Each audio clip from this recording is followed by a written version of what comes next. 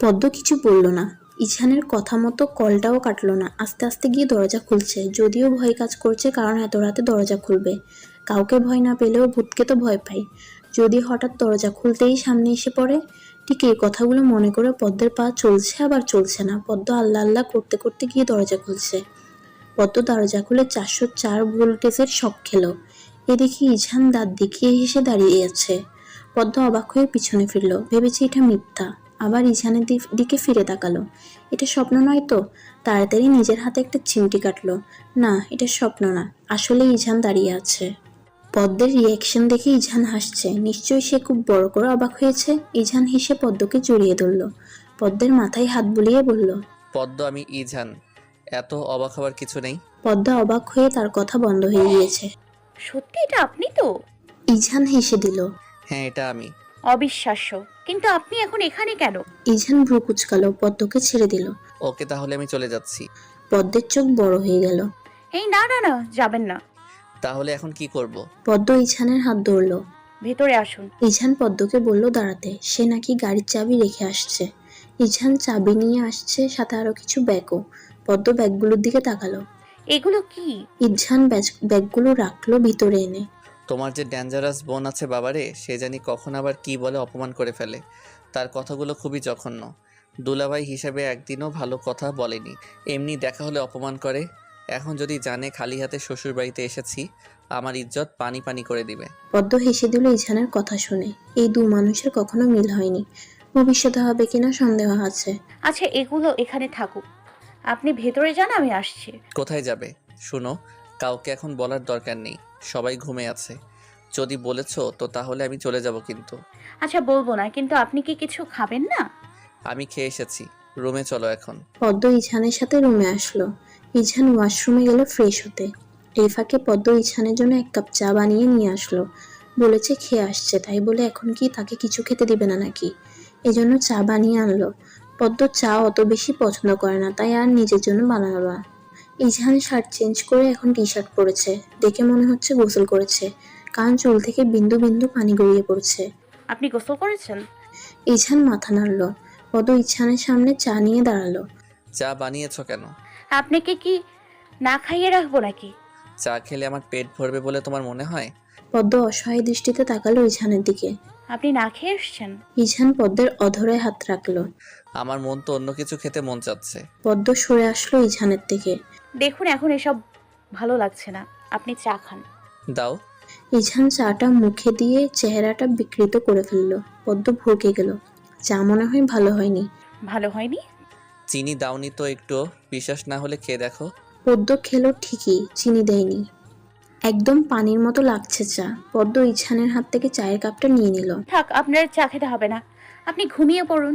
Journey করে এসছেন। ইছান তার হাত দিয়ে সামনের চুলগুলো পিছনে নিল। তোমার না ম্যাথে প্রবলেম? হুম। চলো দেখি কোথায় প্রবলেম। এখন অঙ্ক করব না। ইছান ধমক দিল। করতে হবে। ইছান পদ্মের হাত ধরে টেনে এনে টেবিলে বসালো। পদ্ম পাশের চেয়ার টেনে নিজেও বসলো। ইছান পদ্মের এই অবস্থা দেখে যা বুঝলো সে কিছুই পারে না। ভেবেছিল পদ্ম অনেক ভালো স্টুডেন্ট, এখন দেখি ঘোড়ার ডিম সে। প্রায় 5টা অঙ্ক করে দিল ইছান। এখন পদ্মকে প্রচন্ড ঘুমে ধরেছে। চোখ মেলে তাকাতে পারছে না একটুও। আমার ঘুম আসছে, চলুন না ঘুমাতে যাই। ইছান পদ্মের কথা মতো ঘুমোতে গেল। পদ্ম ওদিক ফিরে শুয়ে পড়ল, যেটা ইছানের সহ্য হলো না। পিছন থেকে পদ্মকে জড়িয়ে ধরল। পদ্মের ঘাড়ে মুখ লুকালো। এবার শান্তি লাগছে ইছানের।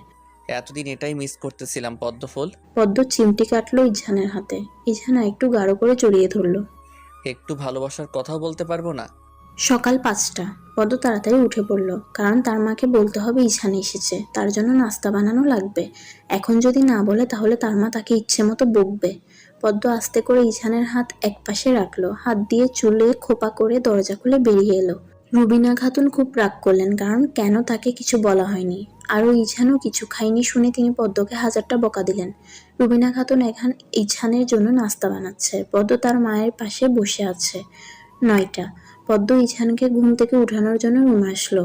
ইছান আগেই উঠে বসে আছে, ফোন নিয়ে ঘাটাঘাটি করছে। পদ্ম ঠিক ইছানের সোজাসুজি দাঁড়ালো। ফ্রেশ হয়েছেন? তুমি কোথায় ছিলে এতক্ষণ? ঘুম থেকে উঠে পাইনি কেন তোমায়? আমি মায়ের কাছে গিয়েছিলাম। মা খুব বকেছে। কেন জানাইনি। আচ্ছা, খেতে আসুন এখন। আগে তো স্পেশাল কিছু পাই তারপর খাবো। স্পেশাল কিছু কি আবার? উফ, তুমি এত বোকা কেন পদ্মফুল? আমার মনের ভাষা বুঝতে পারো না? কেন তুমি বড় হলে না? ইঝান পদ্মকে টেনে তার কোলে বসালো। পদ্ম হকচকিয়ে গেল। পদ্মের গালে সুন্দর করে চুমু বসিয়ে দিল ইঝান। পদ্ম ইঝানের হাত খামচে ধরল। তাদের এই মুহূর্তে পুষ্পের আগমন ঘটল।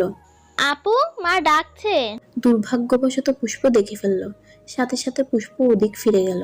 ছি ছি, কি দেখে ফেললাম? পদ্ম জোর করে ইঝানের থেকে নিজেকে ছাড়িয়ে নিয়েছে। এমনটা না হলেও পারত। এখন পুষ্পের সামনে মুখ দেখাবে কি করে? ইঝান শান্ত কণ্ঠে বলল, ছিছি করো না, দোষটা তোমারই ছিল। তুমি ভুল সময় এসে পড়েছো। এগুলো আবার কারো কাছে বলতে চেও না। ইঝান পুষ্পকে তার গাড়ি দিয়ে ইচ্ছে মতো ঘুরিয়েছে। এখন পুষ্পের কোনো রাগ নেই ইঝানের প্রতি। বরং ইঝান যদি গ্রামে আসে তাহলে সবচেয়ে বেশি পুষ্প খুশি হয়। দেখতে দেখতে পদ্মের পরীক্ষাও শেষ হয়ে গেল। আজ সে আবারও ঢাকা শহরে দ্বিতীয়বারের মতো পা রাখবে। এ যেন এক অদ্ভুত অনুভূতি। প্রথমবার যেমন লেগেছিল এবারও ঠিক ওরকমই লাগছে। পদ্ম তার ব্যাগ গোছাচ্ছে আর মুচকি মুচকি হাসছে। পদ্মের হাসি দেখে পুষ্পের রাগ হলো ভীষণ। পদ্ম চলে যাবে দেখে সে মন খারাপ করে বসে আছে, আর এদিকে পদ্ম হেসেই যাচ্ছে। এক প্রকার রাগ হয়ে পুষ্প পদ্মের সাথে কথা বলছে না। রুবিনা খাতুনেরও মনটা খারাপ হয়ে আছে। তার মেয়ে এতদিন ছিল, আজ চলে যাবে।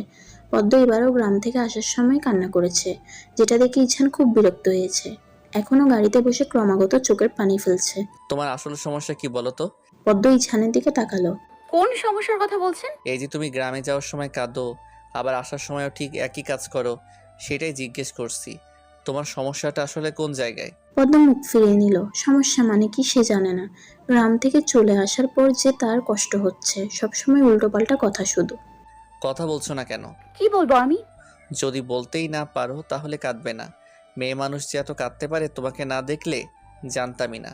যদি আর একবার কাঁদো তাহলে তোমাকে এখানেই রেখে আমি চলে যাব। পদ্ম কিছু বলল না, মাথাটা হেলিয়ে দিল সিটে। চোখ জ্বলছে। একটু ঘুমালে ভালো হতো। পদ্ম ঘুমিয়ে গেল। অনেকক্ষণ পদ্মের পাশ থেকে কোনো সারা শব্দ আসছে না বলে ইছান পদ্মের দিকে তাকালো। পদ্ম ঘুমোচ্ছে দেখে ইছান মনে মনে বলল, সারাদিন কাঁদবে আর ঘুমোবে, এই কাজ তার। ইছান পদ্মকে নিয়ে শেখভিলে আসলো। এখানে কিন্তু আজ থাকবে না। হঠাৎ ইছানের মন চাচ্ছিল তার মা বাবার সাথে পদ্মের দেখা করানোর দরকার আছে। তার উপর ইজনিয়া বলেছিল পদ্মের পরীক্ষা শেষ হলে পদ্মকে নিয়ে সর্বপ্রথম যেন এখানেই আসে। পদ্ম ইছানের আগে তড়িঘড়ি করে বাসার কলিং বেল চাপ দিল। ইছান দরজায় খুলল। ইজনিয়া দরজা খুলল। পদ্মকে দেখে সুন্দর করে হাসি দিল। কেমন আছো ভাবি? ভালো আছি আপু, তুমি কেমন আছো? আমিও ভালো আছি। তাদের দুজনের আলাপে ইছান আসলো। তার মেজাজ চটে গিয়েছে। দরজার সামনে দাঁড়িয়ে আবার কিসের কথা? ভিতরে গিয়েও তো বলতে পারে। ইজনিয়া, সর সামনে থেকে। তুই যেভাবে দাঁড়িয়ে আছিস মনে হচ্ছে আমাদের ভিতরে ঢুকতে দিবি না। আর এখানে দাঁড়িয়ে কিসের কথা? ইসনিয়া সরে আসলো। ইজান দ্রুত পায়ে উপরে উঠে নিজের রুমে চলে গেল।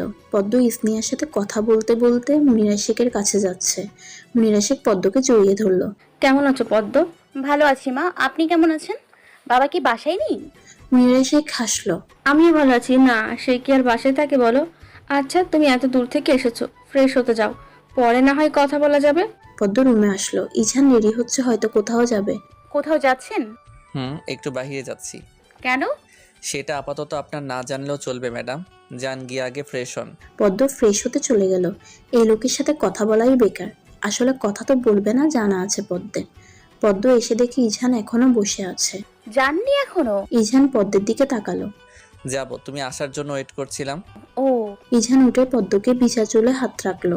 আসছি আমি, তুমি সাবধানে থেকো। পদ্ম মাথা নাড়ালো। ইজান চলে গিয়েছে। পদ্ম ইসনিয়ার রুমে আসলো, কারণ একা একা রুমে ভালো লাগছে না। একাকি থাকা যায় নাকি? পদ্ম ইসনিয়ার রুমের সামনে দাঁড়ালো। আপু আসবো? ইসনিয়া তখন বই পড়ছিল। পদ্মের ডাকে মাথা তুলে তাকালো। ও ভাবি, তুমি? জি আপু। আরে আসো আসো, বাহিরে দাঁড়িয়ে আছো কেন? পদ্ম ইসনিয়ার সোজাসুজি বসলো। বই পড়ছিলে আপু? নিজের মেইন সাবজেক্টগুলো পড়ে শেষ করতে পারি না, কিন্তু এই উপন্যাসের বই ছাড়াও আবার থাকতে পারি না, অভ্যাস হয়ে গিয়েছে। আপু তুমি না মেডিকেলে পড়ছো, তুমিও কি তার মতো ডাক্তার হবে? ভাইয়ের বোন যদি ভাইয়ের মতো না হয় তাহলে তো আর মান সম্মান থাকবে না। তবে ভাইয়ার মতো এত ভালো স্টুডেন্ট না, আবার খারাপও না। ও আচ্ছা আপু, উনি কি অনেক ভালো স্টুডেন্ট ছিলেন? হ্যাঁ, ভাইয়া তো মেডিসিন স্পেশালিস্ট। যারা মেডিসিন স্পেশালিস্ট তারা সব রোগের ঔষধ দিতে পারে।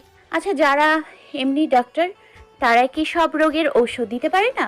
যে যেটা নিয়ে পড়াশোনা করে, মানে যার এসসিপিএস যেটা, সে সেই বিষয়েই ডক্টর, বুঝেছো? ও, তাহলে ইজহাম ভাইয়া তো অনেক ভালো স্টুডেন্ট। তুমি তো তাও মেডিকেলে পড়ছো, আমি তো সেটাও পারবো না, মাথায় নেই কিছু। ইজনিয়া হাসছে পদ্মের কথা শুনে। তুমিও তাহলে ভাইয়াকে ভাইয়া ডাকা শুরু করেছো? পদ্ম মুচকি মুচকি হাসছে। ইজহানকে একবার ভাইয়া বললে কি যে শান্তি লাগতো তার। ইস, একদিন সে ভাইয়া বলেই ছাড়বে। আচ্ছা, পদ্ম যখন ভাইয়া বলবে তখন ইজহানের চেহারাটা ঠিক কিরকম দেখতে হবে? নিশ্চয়ই ইজহান রেগে যাবে পদ্মের কথায়। ইজহানকে রাগানোর একমাত্র উপায় পেয়ে গিয়েছে। অনেকক্ষণ ইজনিয়া আর পদ্ম কথা বলল। একসময় পদ্মের ঘুম চলে এসেছে। পদ্ম ইজনিয়ার রুমেই ঘুমিয়ে গেল। পদ্মের ঘুম ভাঙলো যখন একটু আধটু সন্ধ্যা হয়ে এসেছে তখন। বাসায় অনেক মানুষের আওয়াজ শোনা যাচ্ছে। পদ্ম তড়িঘড়ি করে ঘুম থেকে উঠল। ইসনিয়া নেই রুমে। ইসনিয়া রুমের পাশ দিয়ে একটা বাচ্চা ছেলে দৌড় দিয়ে যাচ্ছে। পদ্ম যখন বড় বড় করে তাকিয়ে আছে, এই ছেলে আবার কোথায় থেকে এসেছে? কখনো এই বাসায় দেখেনি এই বাচ্চাকে। পদ্ম হড়বড় করে উঠে ছেলেটাকে ধরলো। তুমি কে? এখানে এসছো কিভাবে? বাচ্চাটা ভয় পেয়ে গেল পদ্মকে দেখে। চলো আমেলে। পদ্ম আরো বাচ্চাটার হাত চেপে ধরে বলল, আগে বলো এখানে কিভাবে এসছো, কার সাথে এসছো? তোমাকে আগে আমি দেখিনি কেন? বাচ্চাটা পদ্মের হাতে খুব জোরে কামড় বসালো। পদ্ম মুখ খিচে আছে। ছোট হলে কি হবে, দাঁতের যে পাওয়ার। পদ্মের হাতে একদম দাগ বসে গেল। পদ্ম যেহেতু ফর্সা বেশি, তাই সাথে সাথে জায়গাটা লাল হয়ে গেল। কামড় দিচ্ছ, দাও, তাও ছাড়বো না তোমাকে। বাচ্চাটা পদ্মকে ছেড়ে দিল। আমার মামালের মালির বাসায় এসেছি। বাচ্চাটার কথা পদ্মের বোধগম্য হলো না। কি যে বলছে এই ছেলে, এদিকে কথাও বলতে পারে না। আমাল সামাল কি বলছে। বাবা রে, কি সব বলছো? তোমাকে ধরে রেখে লাভ নেই, যাও দৌড় দাও। পদ্ম বেসিনে এসে মুখ ধুচ্ছিল। বাচ্চাটার দেওয়া কামড় দেখছে। কি ভয়ঙ্কর ছেলে, একবারে কামড়ে লাল করে দিয়েছে। খুবই পাজি ছেলে একদম। পদ্ম রুম থেকে বের হয়ে সে রীতিমতো অবাক হয়ে আছে। সোফায় কিছু মহিলা বসে আছে। পদ্ম এখনো বুঝলো না এরা কিভাবে এসেছে এখানে আর কেনই বা এসেছে। পদ্ম রান্নাঘরে আসলো। মুনিরা শেখ রান্না করছে। তার পাশে দুজন মহিলা দাঁড়িয়ে আছে। পদ্ম মুনিরা শেখের কাছে একদম ঘেঁষে দাঁড়ালো। মুনিরা শেখ পদ্মের দিকে তাকালো। পদ্মের হাত ধরে নিয়ে তার পাশে দাঁড় করালো। এই যে পদ্ম, ঈশানের বউ। ও এতক্ষণ ঘুমিয়েছিল, তাই তোমরা দেখতে পাওনি। পদ্ম, ওনারা আমাদের খুব ঘনিষ্ঠ মানুষ হয়। একজন তোমার খালা শাশুড়ি আর একজন মামি শাশুড়ি। পদ্ম হেসে তাদের সালাম দিল। তাদের সাথে কথা বলল। মুনিয়া শেখ একজনকে বলল, তুমি একটু এদিকটা দেখো, আমি পদ্মকে নিয়ে রুমে যাচ্ছি। অতঃপর মুনিয়া শেখ পদ্মকে নিয়ে তার রুমে আসলো। একটা সুন্দর কালো কাতান শাড়ি বের করে দিল পদ্মকে। এটা পরে নিয়ে, বুঝেছো? অনেক মানুষ আসছে, আরো আসবে, তাড়াতাড়ি পরে নিচে এসো। পদ্ম শাড়িটার দিকে তাকালো। কেন শাড়ি পরবে? মা, শাড়ি পরবো কেন? আজ ইজহানের জন্মদিন। পরশুদিন রাতে ইজহান শাড়িটা আমার কাছে এনে দিয়েছে আর বলেছে ওর জন্মদিনের দিন যেন তুমি এটা পরো। পদ্ম অবাক হয়ে গিয়েছে। আজ ইছানের জন্মদিন, অথচ ইছান একবারও তাকে বলেনি। এতটাই পরভাবে ইছান। তার প্রতি প্রচুর পরিমাণ অভিমান জন্মালো পদ্মের ক্ষুদ্র মনে। ওনার জন্মদিন? হ্যাঁ। আচ্ছা, তুমি শাড়ি পরে রেডি হয়ে নিচে এসো। ইজহান কিছুক্ষণ পর চলে আসবে, সাথে ওর হসপিটালের অনেক লোকজন আসবে। আমি নিচে যাই, অনেক কাজ পড়ে রয়েছে। পদ্ম বসে রইল। ইছান একবার বলতেই পারতো তার আজ জন্মদিন, একবারও বলেনি। আজ আসুক, একটু কথা বলবে না। দিন দিন বেশি বাজে হচ্ছে লোকটা। পদ্মের মনে শুধু একটাই দুঃখ, কেন ইছান তাকে কিছু বললো না। সব মানুষ জানে, অথচ তার বউকেই বলেনি। আবার বলে ভালোবাসি, একটুও বাসে না। যদি ভালোই বাসতো তাহলে ঠিকই বলতো। পদ্মর আগে শাড়িটা নিচে ফেলে দিল। বেশ কিছু সময় বাদে শাড়িটা নিয়ে ইছানের রুমে আসলো। যেহেতু মুনিরা শেখ বলেছেন শাড়ি পরতে, তাই অনিচ্ছা থাকা সত্ত্বেও শাড়ি পরলো। আর তার সেই জাতীয় সাজ, চুলে খোপা করা, চোখে কাজল দেওয়া আর ঠোঁটে একটু লিপস্টিক দিল। পদ্ম আয়নায় দেখে নিজেকে নিজেই বলছে, না খারাপ লাগছে না তো, ভালোই লাগছে। কালো শাড়িতেও মানিয়েছে তাকে। ইছান বাসায় আসলো। পদ্মের সাথে অনেকবার চোখাচোখি হয়েছিল, কিন্তু পদ্মকে যতবারই ইশারা করে তার কাছে যেতে পদ্ম ততবারই মুখ ফিরিয়ে নিয়েছে। যতই হোক আজকে ইছানের সাথে একটাও কথা বলবে না। ভালো কথা বললেও সে আজ বলবে না। পাথরের নিয়ে শক্ত হয়ে থাকবে। পদ্ম সবার সাথে হেসে হেসে কথা বলছে, শুধু ইছানের সাথেই কথা বলছে না। এরকম কাহিনী বুঝছে না সে। ইছান কেক কাটবে এখন। তার আত্মীয় স্বজন সবাই দাঁড়িয়ে আছে তার পাশে, কিন্তু তার বউ একদম দূরে দাঁড়িয়ে আছে। ইছান পদ্মের সামনে এসে দাঁড়ালো। পদ্ম মুখটা ফিরিয়ে নিল। মান অভিমান পরে করো, এখন চলো, তোমাকে ছাড়া আমি কেক কাটবো না। পদ্মকে জোর করে ইছান তার পাশে দাঁড় করালো। পদ্ম বেশি অভদ্রতা দেখায়নি, কারণ সবাই কি না কি ভাববে। সবাই আস্তে আস্তে বাসে চলে গেল। রাত 1টা বেজে গিয়েছে সব শেষ হতে। তাই ইছান আর পদ্মকে নিয়ে তার ফ্ল্যাটে গেল না, এখানেই থেকে গেল। ইঝান বসে বসে ওয়েট করছে কখন পদ্ম আসবে। সব কাজ শেষ করে পদ্মের আসতে অনেক সময় লেগে গেল। পদ্ম রুমে এসেই ধূপ করে ওয়াশরুমে ঢুকে গেল। শাড়িটা চেঞ্জ করে আসলো। ইঝান আর চোখে পদ্মকে দেখছে। ম্যাডাম যে হারে রেগে আছেন, এর রাগ ভাঙানো এত সহজ হবে বলে মনে হচ্ছে না। পদ্ম, এখানে আসো। পদ্ম যেন কথাটা শুনেও শুনল না। গলা থেকে স্বর্ণের চেইনটা আয়নার সামনে দাঁড়িয়ে খুলছে। পদ্ম উত্তর দিচ্ছে না দেখে আবার বলল, পদ্ম ফুল আমার একমাত্র বউ, এখানে আসো। এবারও পদ্মের কোনো হেলদোল নেই। আগে থেকে ইঝান এক কথা দুবার রিপিট করা পছন্দ করে না, কিন্তু পদ্মটা শুনছেই না। ইঝান এবার ধমক দিল, পদ্ম, এখানে আসো। যদি এই মুহূর্তে তুমি আমার সামনে না আসো তাহলে আমি রুম থেকে বের হয়ে যাব। সারা রাত বাড়ি ফিরবো না। ইজানকে আর কখনো দেখতে পারবে না তুমি। পদ্মের মনটা ধক করে উঠল। তারপর রাগ দুঃখ বিসর্জন দিয়ে ইঝানের সামনে দাঁড়ালো। ইঝান পদ্মের চিবুক ধরে প্রশ্ন করলো, এতক্ষণ যে ডেকেছে আসোনি কেন? কেন আসবো বলুন? আজ যে আপনার জন্মদিন আমাকে বলেছেন, আমার মায়ের কাছে শুনতে হয়েছে। আপনি বললে কি খুব বেশি ক্ষতি হয়ে যেত? আমি তো আপনার বউ, আমি তো আপনার কেউ না, আমাকে কেন বলবেন? ইঝান শব্দ করে হাসলো। পদ্ম ইঝানের দিকে তাকাচ্ছে, আবার চোখটা সরিয়ে ফেলছে। নিশ্চয় এখন এই লোকের হাসি দেখলে তার রাগটা নিমিষেই উধাও হয়ে যাবে। এই জন্য আমার পদ্ম ফুল রেগে আছে? ইঝানের চোখ হঠাৎ পদ্মের হাতে পড়ল। পদ্মের হাত এক জায়গায় লাল হয়ে আছে। কেন? দেখে তো মনে হচ্ছে কেউ কামড়ে দিয়েছে।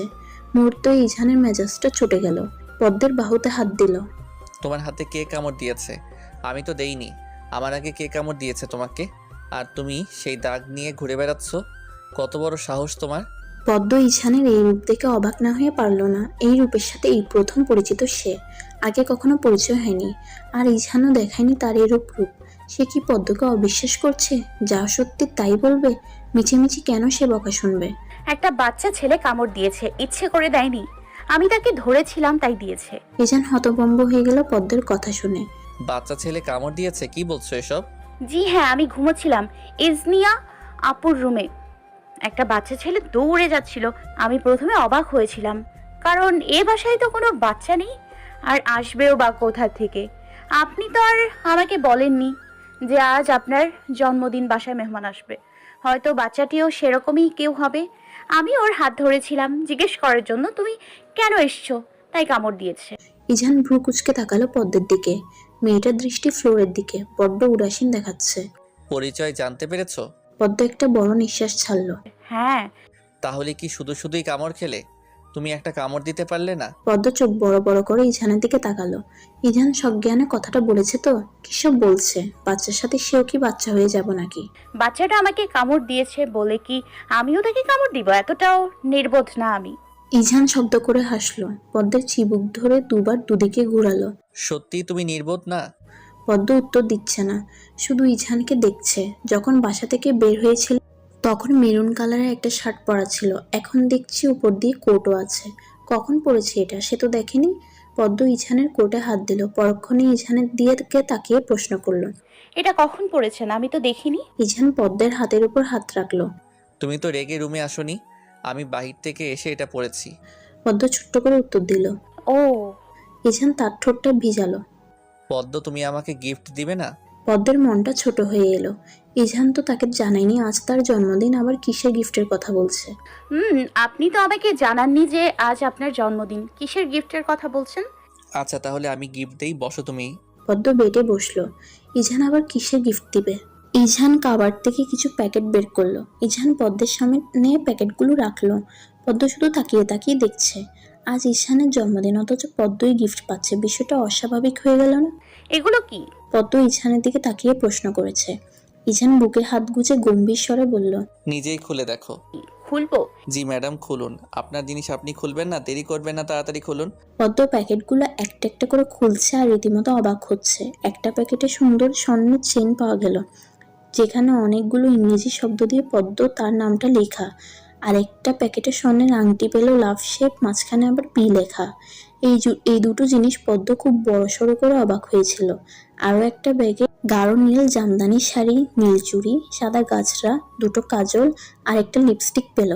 এত এত উপহারের মাঝে এক অমায়িক সুন্দরী কন্যা বসে আছে, যাকে অপলক নয়নে তাকিয়ে দেখছে ইঝান। ইস, মেয়েটা একটু বেশি সুন্দর। এত সুন্দর না হলেও পারত। আর এদিকে পদ্ম অবাক চাহনিতে শুধু এগুলো দেখছে, কোনো কিছুই মাথায় ঢুকছে না। এগুলো কি? জন্মদিন তো আপনার, গিফট আমার জন্য এনেছেন কেন? ইঝান তার কপালের সামনে এসে পড়া চুলগুলো হাত দ্বারা পিছনে নিল। মনে আছে বিয়ের পর এই পর্যন্ত আমি তোমাকে একটাও গিফট দেইনি। তোমার জন্মদিনে বলেছিলাম সব গিফট একসাথে দিব, তাই আজ দিয়ে দিলাম। তাই বলে এত কিছু? জি। কেন ম্যাডাম, আপনি খুশি হননি? আপনার মুখে তো হাসি নেই, আসলে আপনি খুশি হননি, এটাকে আমি ধরে নিব? না না, আমি ভীষণ খুশি হয়েছি, ধন্যবাদ। একটা কথা বলবো পদ্ম? পদ্ম মাথা নাড়ালো। তুমি যে তখন শাড়ি পরেছো আমি তোমাকে ঠিক মতো মন ভরে দেখতে পারিনি, এখন আবার পরবে? পদ্ম কি বলবে বুঝতে পারছে না। একবার শাড়ি পরেছিল, খুলেও ফেলেছে, এখন কি আবার পরবে? যেহেতু ইঝান এত গিফট দিয়েছে, না করা কি ঠিক হবে? পদ্মের পাশ থেকে কোনো উত্তর না পেয়ে ইঝান ইচ্ছে করে একটু মন খারাপের অভিনয় করে বলল, যদি তোমার কোনো সমস্যা থাকে তাহলে থাকুক, পড়তে হবে না। পদ্ম দেখছে ইঝানের মনটা খারাপ হয়ে গেল, তাই আর কোনো কিছু না ভেবেই বলল, না, আমি শাড়ি পরবো। ইঝানের চোখটা খুশিতে চুকচিক করে উঠল। আচ্ছা তাহলে তুমি পড়ো, আমি বেলকনিতে দাঁড়িয়ে আছি। বলে ইঝান ব্যালকনিতে চলে গেল। ইঝান চলে যাওয়ার পরপরই পদ্ম শাড়ি পরতে শুরু করলো। শাড়ির সবকিছু ঠিক থাকে, কিন্তু সেই কুচিটা নিয়েই ঝামেলা। কুচি সুন্দর হয়নি। কুচিটা দেখে পদ্ম মুখ কুচকে ফেললো। এটা কবে সুন্দর করে করতে পারবে সে? পদ্ম গলার স্বর উঁচু করে ইঝানকে ডাক দিল। ভেতরে আসুন, শাড়ি পরা শেষ আমার। ইঝান রুমে আসলো, পদ্মকে পা থেকে মাথা পর্যন্ত দেখে নিল। পদ্ম তার চোখে বরাবরই সুন্দর যে কোনো অবস্থাতেই। ইঝান পদ্মের সামনে ঝুঁকে বসে কুচিটা ঠিক করে দিল। পদ্ম হাসছে। যতবারই পদ্ম শাড়ি পরে ততবারই ইঝান কুচি ঠিক করে দেয়। এজন্য মাঝে মাঝে আর কুচি সুন্দর করে শিখতে মন চায় না তার। ইঝান উঠে দাঁড়ালো, তার হাত পদ্মের গালে স্পর্শ করে বলল, সুন্দর লাগছে খুব পদ্ম ফুল। ধন্যবাদ। শুধুই ধন্যবাদ, এক্সট্রা কিছু দিবে না? পদ্ম ভরকে গেল। কি দিবে আর? তার কাছেই বা কি আছে? কি দিব আপনাকে? আমার কাছে তো কিছুই নেই। ইঝান ভ্রুকুচকে তাকালো। সত্যি কিছু নেই? না, নেই। ইঝান পদ্মের চুলের খোপাটা তার এক হাত দিয়ে খুলে দিল। এবার বেশি সুন্দর লাগছে। পদ্ম আর চোখে তাকালো ইঝানের দিকে। উনি কি করতে চাচ্ছেন সেটাই বোঝা দেয়। এইভাবে তাকিয়ে থেকো না পদ্ম ফুল, প্রেমে পড়ে যাবে। পদ্ম এবার সরাসরি তাকালো ইঝানের দিকে। ইঝান তার সবগুলো দাঁত দেখিয়ে হাসছে। আমার বইয়েই গিয়েছে প্রেমে পড়তে। ইঝান পদ্মের হাত ধরে একদম তার সামনে এসে দাঁড় করালো। পদ্ম হাত ছাড়ার জন্য বহুত চেষ্টা করছে, কিন্তু পারছে না। ইঝান এমন ভাবে হাতটা ধরছে। আমি যদি না ছাড়ি তাহলে তোমার এই লিলিপুট মার্কার শক্তি দিয়ে 100 বছর চেষ্টা করলেও ছাড়াতে পারবে না ম্যাডাম। ছাড়ুন আমাকে। ব্যথা তো পাচ্ছ না, তাহলে কেন ছাড়ুন ছাড়ুন বলছো? আজ রাতে তুমি আমার থেকে ছাড়া পাচ্ছ না। পদ্ম বুঝলো না ইঝানের কথা। মানে বুঝিনি আমি। এত বুঝতে হবে না। আচ্ছা তাহলে ছেড়ে দিন। ইঝান যেন পদ্মের কথাটা শুনল না। পদ্মকে টেনে তার সাথে মিশিয়ে নিল। ইঝান ঝুঁকে পদ্মের গালের সাথে তার গাল স্পর্শ করালো। ছাড়বো না। পদ্মের শরীর ঠান্ডায় হিম ধরে গেল যেন। এ কি পদ্ম, তোমার শরীর এমন ঠান্ডা হয়ে গেল কেন? ভয় পাচ্ছ আমাকে নাকি আমার স্পর্শকে? পদ্ম ভাবছে কি বলবে এখন, কিছুই বলার নেই। তার কাছে আপাতত কোনো কথাই নেই। নীরব দর্শক আপাতত। পদ্ম, একটা জিনিস চাই তোমার কাছে। পদ্ম মাথা তুলে তাকালো ইঝানের দিকে। কি? আগে বলো তুমি আমাকে সেটা দিবে যা আমি চাচ্ছি। আমি প্রথম দিন তোমাকে জড়িয়ে ধরার জন্য পারমিশন নিয়েছিলাম, আজও পারমিশন নিচ্ছি, কারণ আমি তোমার কথাকে গুরুত্ব দেই বেশি। তুমি যদি পারমিশন দাও তাহলে। এটুকু বলে ইঝান থেকে গেল। ইঝানের বলা কথাগুলো ঘোলাটে লাগছে অনেকটা, যা পদ্ম বুঝতে পারছে না। কিসের অনুমতি চাচ্ছেন আপনি? আগে বলো আমি পারমিশন দিচ্ছি তাহলে বলবো, যদি শোনার পর অন্য কিছু বলো তখন। তাই শোনার আগে মতামত চাচ্ছি আর কি। আচ্ছা অনুমতি দিলাম, এবার তো বলুন। ইঝান খানিকটা চুপ রইল। আমাদের বৈবাহিক সম্পর্কের পূর্ণতা চাই পদ্ম। তুমি পারমিশন দিয়েছো, তাই অফারটা লুফে নিচ্ছি। এবার তুমি বলো, তুমি কি প্রস্তুত? পদ্ম আটকে উঠল ইঝানের কথায়। এমনটা হবে ভাবেনি। গ্রামে থাকাকালীন পাশের ঘরের ভাবিরা সব বলেছে পদ্মকে, তাই পূর্ণতা কথাটা বুঝতে এত বেশি সময় লাগলো না। আপনি তো আগে এটা বলেননি। ইঝান তার হাত থেকে ঘড়িটা খুলে রাখলো। বললে কি আপনি রাজি হয়ে যেতেন কখনো? পদ্ম চুপ হয়ে রইল। কি বলবে ভাষা খুঁজে পাচ্ছে না। এমনভাবে ধোঁকা খাবে কখনো ভাবেনি। আর পূর্ণতা শব্দ মানে পড়তেই কেমন অদ্ভুত অনুভূতির জানান দেয়। কথা বলবো না আপনার সাথে। ইঝান পদ্মের হাত ধরে টেনে একেবারে তার সাথে মিশিয়ে নিল। আজ আর এগুলো শুনবো না পদ্মফুল। আমি জানি তোমার সম্মতি রয়েছে, কিন্তু তুমি মুখ ফুটে কিছু বলতে পারছো না। আচ্ছা বলতে হবে না, আমি বুঝে নিয়েছি। বউয়ের এত কষ্ট সহ্য করতে পারবো না, চলো। ইঝান পদ্মকে ছেড়ে তার শার্টের কয়েকটা বোতাম খুলে নিল। অতঃপর তার সহধর্মিণীকে সুন্দর করে কোলে তুলে নিল। পদ্ম হতভম্ব হয়ে দাঁড়িয়ে আছে ইঝানের দিকে। আজ আর বাধা দিবে না। ইঝানের যা মন চায় করুক। পদ্ম শুধু অপলকভাবে তাকিয়ে দেখছে। ইঝান পদ্মকে বেডে শুয়ে দিল। ইঝান গভীর দৃষ্টিতে তাকিয়ে আছে পদ্মের দিকে। এই মেয়েটি সে, যাকে বিয়ে করেছিল বেশ কয়েক মাস আগে, যাকে প্রথম নিজের বউ হিসেবে মানতে নারাজ ছিল, এখন এই মেয়ের ভালোবাসার চাদরে নিজেকে মুড়ে নিবে। সে অনুভূতিটা ঠিক কিরকম হবে? ইজানের এমন চেয়ে থাকা দেখে পদ্ম মাথা নিচু করে একটু নড়ে চড়ে বসলো। মানুষটাকে কেমন জানি লাগছে। না, ইজানকে সে আগের মতোই পদ্মের দিকে তাকিয়ে আছে। অসম্ভব সুন্দর লাগছে তাহার পদ্মফুলকে, একদম তার স্বপ্নের রাজকুমারীর মতো। সে কি আগে কখনো ভেবেছিল যে এমন একজনের ভালোবাসায় সে ঘায়েল হবে? চোখ ধাঁধানো সুন্দরী পদ্মফুল, পদ্ম যেন পদ্মফুলের মতোই সুন্দর, স্নিগ্ধ। ইজান পদ্মের ঘাড়ে মুখ ডুবালো। পদ্ম চোখ বন্ধ করে আছে, হাতটা এমনিতেই ইজানের মাথায় চলে গেল। ইজানের চুলগুলো টেনে ধরেছে। পদ্ম খুব ভালো করে ইজানের দাড়িগুলো অনুভব করতে পারছে, বেহায়া দাঁড়িয়ে একদম। পদ্ম কিছুক্ষণ পর মৃদু কামড়ের আভাস পেল, যেটা আস্তে আস্তে দৃঢ় হচ্ছে। পদ্মের চোখ থেকে দুফোঁটা পানি গড়িয়ে পড়ল। ইজানের মনে তো এক অদ্ভুত শান্তি লাগছে, আর পদ্মের সব ঘোলাটে লাগছে। বারবার পদ্মের চোখ ঝাপসা হয়ে যাচ্ছে। ইজান মাথা তুলে পদ্মকে দেখে নিল। পদ্মের চোখটা মুছে দিল। তারপর পদ্মের ওষ্ঠে ইজান তার ওষ্ঠ মিলিয়ে দিল। দুজনের নিঃশ্বাস গাঢ় হয়ে এসেছে। অসম্ভব সুন্দর এক অনুভূতি। ইজান এই দিনটির জন্যই এতদিন অপেক্ষা করছিল। আজ সে সুন্দর এবং শ্রেষ্ঠ দিন। অতঃপর পূর্ণতা। সকাল 9টা। ইজান চোখ খুলে পদ্মকে দেখছে। ইজানের বক্ষে পাখির ছানার মতো লেপ্টে আছে, গুটিসুটি মেরে শুয়ে আছে। তার মাঝে প্রথম বলেছিল মেয়েটা মায়াবী, ঠিকই বলেছিল। পদ্মের চেহারায় অদ্ভুত এক মায়া আছে। কি সুন্দর করে ঘুমোচ্ছে, আর ইজানের দেওয়া ভালোবাসাগুলো স্পষ্ট দেখা যাচ্ছে। ইজানের মনে প্রশান্তি নামক এক হাওয়া বয়ে গেল। এখন একদম মিসেস ইজান শেখ লাগছে। পদ্মের ঘুম ভাঙলো 10টার আরো পরে। ইজান ইচ্ছে করেই জাগায়নি পদ্মকে। পদ্ম এখন আয়নার সামনে বসে বসে ইজানের দেওয়া ভালোবাসা দেখছে। কেমন বাহায়ার মতো তাকিয়ে আছে দাগগুলো। এগুলো মানুষ দেখলে কি বলবে? বুড়ো হয়েছে, যথেষ্ট জ্ঞান বুদ্ধি আছে, তাও এই কাজ কিভাবে করতে পারলো? ইজান রুমে এসে দেখলো পদ্ম আয়নার সামনে বসে বসে এসব দেখছে। মুচকি মুচকি হাসছে সে। পদ্মকে দাঁড় করালো ইজান, পিছন থেকে জড়িয়ে ধরলো। পদ্ম নিজেকে ছাড়ানোর জন্য বৃথা চেষ্টা করতে লাগলো। জানে ইজানের শক্তির কাছে সে কিছুই না, তাও মন বলছে চেষ্টা করতে দোষ কোথায়। আর কত এমন ছাড়া পাওয়ার জন্য ছোটাছুটি করবে? জানো তো পারবে না, তাও এমন করছো ছাড়ুন আমাকে। কেন? ছাড়বো কেন? আমি তোমাকে ছাড়ার জন্য তো ধরে রাখিনি। এই ইজানের থেকে কখনো তুমি নিজেকে ছাড়াতে পারবে না পদ্মফুল। ইজানের ভালোবাসা এত বেশি প্রখর যে এসব বৃথা চেষ্টা করে কোনো লাভ হবে না। আর আমি তোমাকে ছাড়ছিও না, এসব চিন্তা ঝেড়ে ফেলো মাথা থেকে। পদ্ম ব্যাকুল হয়ে গেল। সে কি বলেছে আর ইজান কি বলছে? বোকা বোকা চাহনিতে ইজানকে আয়নায় দেখছে। পদ্ম কিছুটা অবাক হয়ে গেল তাকে আর ইজানকে এভাবে আয়নায় দেখে। এই প্রথম দৃশ্যটা দেখলো, একদম ম্লান হাসলো। সে হাসিটা ইজান দেখলো না, সে তো পদ্মকে নিয়ে ব্যস্ত আছে। ছাড়ুন, আমি নিচে যাব। ইজান তার গাল এগিয়ে দিয়ে বলল, একটা চুমু খাও, তারপর যেতে পারবে। এর আগে তুমি যেতে পারবে না। মূলত আমি তোমাকে যেতে দিব না। পদ্ম মুখটা কুচকালো। ইস, লজ্জা জিনিসটা বলতে কিছুই নেই। আমি আপনার মতো এসব পারি না। নির্লজ্জ লোক থাকার, সারাদিন এসব নিয়েই পড়ে থাকেন। ইজান গলা ছেড়ে কাশলো। এত বড় ডক্টরকে তার বউ চুমুর জন্য এত সুন্দর অপবাদ দিচ্ছে, কোনো মতোই মেনে নেওয়া যাচ্ছে না। যাবে না, শুধু তো একটি চুমুর কথাই তো বলেছে, আর অন্য কিছু তো বলেনি। পদ্ম এমন নিম্ন উপাধি দিবে জানলে আরো বেশি করে বলতো। এটা আসলে ইজানের সাথে মানায় না। শুনো পদ্মফুল, এসব নিম্ন উপাধি তোমার ডাক্তার সাহেবের সাথে মানায় না। তিনি বড্ড বেশি বেসামাল পুরুষ।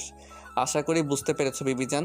যদি না বুঝো তাহলে কাল রাতের কথা সুন্দর করে বিশ্লেষণ করব, তারপর বুঝতে পারবে। পদ্ম লজ্জায় মাথাটা নিচু করে ফেললো। কাল রাতের কথা মনে পড়তেই এক অজানা লজ্জা তাকে এসে ভর করলো। মানুষটা দিন দিন কেমন জানি হয়ে উঠছে। কথাবার্তা ঠিক মতো বলছে না, আবার নতুন নতুন শব্দ বের করেছে বিবিজান। মুহূর্তের মধ্যেই পদ্মের মুখে লাল আভা ছড়িয়ে যেতে লাগলো। ইচ্ছে করছে ইজানের বুকে মুখ লুকিয়ে ফেলতে, কিন্তু না, সেটা করা যাবে না। না হলে ডাক্তার সাহেব আরো বেশি বেশি লজ্জা দিবেন। আপনি একটা নির্লজ্জ নির্লজ্জ নির্লজ্জ। ইজান গা ছাড়া ভাব নিয়ে বলল, এখন নির্লজ্জ বলতে পারো, সমস্যা নেই। কারণটা থাক বলবো না। কারণ হচ্ছে আমার পাঠক পাঠিকারা লজ্জা পাবে। এখন ছেড়ে দিন না। পদ্ম, তোমাকে এখন একদম পরিপূর্ণ লাগছে। এই যে তোমার শরীরের প্রত্যেকটা অংশে আমার স্পর্শ লেগে আছে, তুমি কি অনুভব করতে পারো? ইজান যে তোমার মন চুরি করেছে, সেটা পারো অনুভব করতে? কাল রাতে তোমার ঠিক কেমন লেগেছিল বলতে পারবে? ইজানের যে হৃদয়ে পদ্মফুল লেখা, তুমি কি সেটা জানো? পদ্ম শুধু ইজানের কথা শুনছে, তার কিছু বলার ভাষা নেই। ডাক্তার সাহেব যে কিভাবে কথাগুলো বলছে কে জানে। সে তো আমাকে বলে আমি তার স্পর্শ অনুভব করতে পারি কিনা। আচ্ছা, সে যে পদ্মকে লজ্জা দেয়, তার কথাই যে পদ্ম লজ্জা পায়, তা কি সে অনুভব করতে পারে? পদ্ম এক ধ্যানে ফ্লোরে তাকিয়ে আছে। ইঝানের ঠোঁটের স্পর্শ পদ্মের গালে পেতেই পদ্ম হড়বড় করে সরে যেতে লাগলো। সাথে সাথেই ইঝান পদ্মকে গভীরভাবে জড়িয়ে ধরল। আগে পারমিশন নিয়েছি, এখন আর সেটাও নিব না। সো সহ্য করে থাকতে হবে তোমায় পদ্মফুল। ভাবি, তোমার শরীরে এসবে কিসের দাগ? ইজনিয়ার কথা শুনে পদ্ম খুব লজ্জা পেল। আজ ইঝানের জন্য তাকে এইসব কারণে লজ্জা পেতে হচ্ছে। পদ্ম মাথা তুলে ইজনিয়ার দিকে তাকালো। ইজনিয়া দাঁত কতগুলো দেখিয়ে হাসছে। পদ্ম বুঝছে তার সাথে মজা নেওয়া হচ্ছে, তাই বলে একেবারে শাশুড়ির সামনে। মুনিরা শেখও পদ্মকে দেখল, তিনিও মিটিমিটি হাসছেন। কি এক রুদ্ধশ্বাস পরিস্থিতি। পদ্ম কি করবে বুঝছে না। আজ ইঝানকে বলতে হবে, এমন যেন আর কখনো না করে। তার এত বেশি ভালোবাসা পদ্মের প্রতি যে এখন সবার সামনে বেঘরে লজ্জা পেতে হচ্ছে। মা, আমি হসপিটালে যাচ্ছি। ইঝান রেডি হয়ে হসপিটালে যাচ্ছে। ইঝান পদ্মের দিকে তাকালো। পদ্ম রাগ দেখিয়ে মুখটা ফিরিয়ে নিল। ইঝান এটার মানে বুঝলো না। আবার কি হয়েছে যে একেবারে তাকে দেখে মুখ ফিরিয়ে নিয়েছে? তবে ইঝান কিছুই বলল না। আচ্ছা, সাবধানে যাস বাবা। ইঝান মুচকি হেসে বেরিয়ে গেল হসপিটালের উদ্দেশ্যে। পদ্মকে কিছু বলল না যাওয়ার সময়, এই জন্য সে শুক্রিয়া আদায় করছে, কারণ না হলে ইজনিয়া আপু সবার সামনে তাকে লজ্জা দিবে। পদ্ম যতই রাগ করুক তবুও ইঝানের যাওয়ার দিকে তাকিয়ে আছে। পদ্ম তার শাশুড়ির সাথে দাঁড়িয়ে দাঁড়িয়ে রান্না করছে, আর দুজন মিলে একেবারে রান্নাঘরকে গল্পঘর বানিয়ে দিল। এখন আর পদ্মের কোনো রকম অস্বস্তি বা লজ্জা পাওয়া কিছু কাজ করে না। মুনিরা শেখ যে তার শাশুড়ি সেটা পদ্ম মাঝে মাঝে ভুলে যায়। একদম তার মায়ের মতোই আদর করে। পদ্ম সব কাজ শেষ করে রুমে এসেছে, গোসল করে আয়নার সামনে বসেছে। পদ্ম আয়নার সামনে বসে নিজে নিজে হাসছে। কাল রাতে কি না হলো, স্মৃতিচারণ করতেই শিউরে উঠল সে। ইঝানের বেহায়া রূপটা দেখে নিল কাল। পদ্ম হেসেই যাচ্ছে, থামাথামির কোনো নাম নেই। কেউ যদি হঠাৎ এসে দেখে তাহলে নিশ্চিত বলবে পদ্ম পাগল হয়ে গিয়েছে। একসময় তার হাসিটা বন্ধ হয়ে গেল। বিকেল 4টা। পদ্মের আর মন যাচ্ছে না রুমে একা থাকতে। সেই যে খেয়ে এসে শুয়েছিল, এখনো শুয়েই আছে। তার মূলত ঘুম আসছিল না, তাই শুয়ে শুয়ে ভবিষ্যৎ নিয়ে চিন্তা করতে থাকলো। আবার অতীতের কিছু কথাও স্মরণ করলো। এসব করতে করতে 4টা বেজে গিয়েছে। এখন আর ভালো লাগছে না, তাই ইজনিয়া রুমে গেল। ইজনিয়া পায়ের উপর পা তুলে ফোন দেখছে। পদ্ম দরজায় টোকা দিল। ইজনিয়া ঠিকঠাক হয়ে বসেছে, গলা উঁচু করে বলল ভিতরে আসতে। পদ্ম গুটিসুটি পায়ে ভিতরে ঢুকলো। ও ভাবি, তুমি এসেছো? আমি আরো ভাবলাম কে না কে এসেছে। জি আপু, একা একা ভালো লাগছিল না তাই এসেছি। তুমি কি কোনো কাজ করছো, না হলে চলে যাব? ইজনিয়ার সাথে সাথে উত্তর দিল। আরে না না, বসো। আমারও একা ভালো লাগছিল না, তাই ফোন দেখছিলাম। তুমি এসেছো ভালোই হয়েছে। এখন একটু বসে বসে গল্প করতে পারো। পদ্ম হাসলো। ইসনিয়া আবারও বলল। তোমার সাথে তো এখন ভাইয়ের সম্পর্ক খুব ভালো, তাই না? পদ্ম লজ্জা পেল, মুখে কিছু বলল না। তুমি না বললেও আমি বুঝেছি। কাল কি ভাইয়া খুব আদর করেছিল? ইসনিয়া হাসতে হাসতে অবস্থা খারাপ। আর এদিকে পদ্ম তবদা খেয়ে বসে আছে। এসেছিল গর্ব করতে, এখন দিকে লজ্জা দিচ্ছে। এখানে বসে থাকা মুশকিল হয়ে যাচ্ছে। আপু, তোমার এসব কথা শুনে আবার কান গরম হয়ে যাচ্ছে। আমি তো গল্প করতে এসেছিলাম, এখন দেখছি লজ্জা দিচ্ছ। ইসনিয়া পদ্মের চিবুক ধরে বলল। ওরে আমার ভাইয়ের লজ্জাবতী সখী না। পদ্ম মাথাটা নিচু করে রইল। ইসনিয়া আর এসব নিয়ে কোনো কথা বলল না, কারণ তার ভাবের মুখ যে পরিমাণে ব্লাশ হচ্ছে, একটু পর তো লজ্জায় অজ্ঞান হয়ে যাবে। তখন তার ভাইয়ের দৌড়ানি খাওয়া লাগবে। পদ্ম আর ইসনিয়া একটা লম্বা সময় ধরে আলাপ জুড়ে দিল। পদ্ম তো বরাবরের মতোই বেশি কথা বলা মানুষদের পছন্দ করে, আর ইসনিয়া হলে তো কোনো কথাই নেই। পদ্ম মাঝে মধ্যে বুঝতে পারে না এটা কি আসলেই তার শ্বশুরবাড়ি কিনা, কারণ এই শ্বশুরবাড়ি নিয়ে অনেক বাজে ধারণা তার ছিল। তার ফুফাতো বোনকে তার শ্বশুরবাড়ির মানুষগুলো খুব শারীরিক মানসিকভাবে অত্যাচার করত। শেষ পর্যন্ত ছাড়াছাড়ি হয়ে গিয়েছে। সেই থেকে পদ্ম বিয়ে আর শ্বশুরবাড়ি এই দুটো জিনিসকে ভয় পেত। তবে শেখ পরিবারকে দেখে তার ধারণা পাল্টে গিয়েছে। তারা অমায়িক মনের মানুষ। সে কখন মুনিরা শেখ পদ্মকে বললেন ইজহান এসেছে, সে যেন রুমে যায়, কিন্তু পদ্ম যায়নি। বসে বসে এখনো কথা বলছে। ইজহান তার মায়ের থেকে শুনেছিল পদ্ম ইজনিয়ার রুমে। পদ্ম জানে ইজহান এসেছে, তাও রুমে আসছে না। এখন আর বরের জন্য মায়া মমতা কিছু নেই। ইজহান একা বসে দুঃখ প্রকাশ করছে। তার কপালে জুটেছে একটা। পদ্ম, রুমে আসো। ব্যাস, পদ্মের কথা বন্ধ হয়ে গেল। পিছন ফিরে দেখে ইজহান দরজার সাথে হেলান দিয়ে দাঁড়িয়ে আছে। আর ইসনিয়া সে তো দাঁত কতগুলো দেখিয়ে হাসছে। আসছো না কেন? আর কতবার বলতে হবে তোমায়? পদ্ম মৃদু কেঁপে উঠল ইজহানের ধমকে। ইজনিয়া ইশারা করলো যাওয়ার জন্য। পদ্ম উঠে ইঝানের কাছে গেল। ইঝান পদ্মের হাত ধরে টেনে রুমে নিয়ে গেল। মেয়েটির উপর যতই রাগ থাকুক না কেন, তার মায়াবী চেহারা দেখলে সব রাগ চলে যায়। শোনো পদ্ম, এত রাগ করা ভালো নয়, আর স্বামীর সাথে রাগ করা তো আরও ভালো নয়, গুনাহ হয়, বুঝেছো? আমি বুঝি না সারাদিন তোমার এত রাগ কোথা থেকে আসে। আমি তো কোনো দোষ করিনি, কেন রাগ দেখাচ্ছ বলো তো? একটু দাম দাও না আমাকে তুমি। ইঝান পদ্মকে শুইয়ে দিল, অতঃপর পদ্মের পক্ষে মাথা রাখলো। ইঝানের মনে হলো একটু মানসিক শান্তির প্রয়োজন, তাই কাজটা করলো। আর পদ্ম সে অবাক হয়ে শুয়ে আছে, কিছু বলতে যাবে তখনই ইঝান পদ্মের মুখে হাত দিল। কথা বলো না, আমার একটু শান্তি প্রয়োজন। আমি শুয়ে থাকি, আর সমস্যা হলে বলো, আমি সরে যাব। পদ্ম আর কিছু বলতে পারলো না, চুপচাপ শুয়ে রইল। ইঝানকে আর কিছু বলতে মন চাইল না। কিভাবে নরম কণ্ঠে বলল, আমার একটু শান্তি প্রয়োজন। পদ্ম চুপচাপ ইঝানের চুলগুলোতে বিলি কেটে দিচ্ছে। সময় চলমান, জীবনের একটা জিনিস কখনো ধরে রাখা যায় না, সেটা হচ্ছে সময়। সে তো নিজ গতিতে চলতেই থাকে। সময়ের সাথে সাথে মানুষ পরিবর্তন হয়, তাদের মন পরিবর্তন হয়, সম্পর্কও পরিবর্তন হয়। ঠিক তেমনটিই হচ্ছে ইঝান আর পদ্মের সম্পর্কে। আগের তুলনায় তাদের সম্পর্কে বেশ উন্নতিও হয়েছে। পদ্মকে ইঝান তার ফ্ল্যাটে নিয়ে এসেছে, কারণ ইঝান এখান থেকেই হসপিটালে যায়। পথটা কাছে হয় তার জন্য। ইঝান হসপিটালে চলে গিয়েছে তার আগের সময়ে। পদ্ম কাজ করছে একা একা। এখন আর একা থাকতে ভয় লাগে না, আরো ভালোই লাগে। দুপুরে ইঝান বাসায় এসে লাঞ্চ করে। কোনোদিনের ব্যতিক্রম হয়নি, বাসায় এসে ইঝান শুধু পদ্মকে জ্বালাবে। এটা তার নিত্যদিনের কাজ। পদ্ম গোসল করে একদম ফিটফাট হয়ে বসে আছে। কিছুক্ষণ পর হয়তো ইঝান আসবে। প্রতিদিন এক সময় আসার চেষ্টা করে, আজ ভীষণ দেরি হচ্ছে। পদ্ম অপেক্ষা করতে করতে 3:55 বেজে গেল। এখনো ইঝান আসছে না কেন সেটাই বুঝছে না। এখন তো দুপুরের খাবার বিকেলের নাস্তা হয়ে যাবে। পদ্ম এবার দেরি সহ্য করতে না পেরে ইঝানকে কল করলো। অনেকক্ষণ যাবৎ রিং হচ্ছে, কিন্তু ইঝান রিসিভ করছে না। এক পর্যায়ে পদ্মের রাগ উঠে গেল। অবশেষে ইঝান কল রিসিভ করলো। ও পদ্ম ফুল, কল দিয়েছো? দেখিনি তো। পদ্মের চোখ থেকে নোনা পানি গড়িয়ে পড়ছে।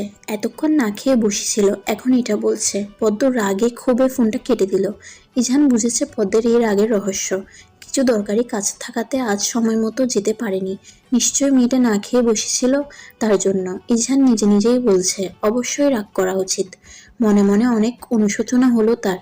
রাত 7টায় ইঝান সব কাজ শেষ করে বাসায় এসেছে। চেয়েও তাড়াতাড়ি আসতে পারেনি কাজগুলোর জন্য। কলিং বেল চাপতেই পদ্ম দরজাটা খুলে। ইঝান চশমার আড়ালে পদ্মকে এক পলক দেখে নিল। মেয়েটার মুখটা শুকনো শুকনো লাগছে। এখনো কি না খেয়ে আছে নাকি? ইঝান নিজের শার্টটাও চেঞ্জ করলো না, শুধু হাতটা ধুয়ে পদ্মের জন্য খাবার নিল। হয়তো পদ্ম এখনো না খেয়ে আছে। নিজের পাপকে মুছানোর জন্য এই পদ্ধতি অবলম্বন করেছে। ইঝান প্লেট সামনে নিয়ে বসে আছে। দীর্ঘ আধা ঘন্টা যাবৎ এক প্রকার যুদ্ধ করছে খাবার নিয়ে, কিন্তু পদ্ম মুখেই নিচ্ছে না। পদ্মের প্রতি রাগ হলেও সেগুলো চোখ বুজে হজম করে নিচ্ছে।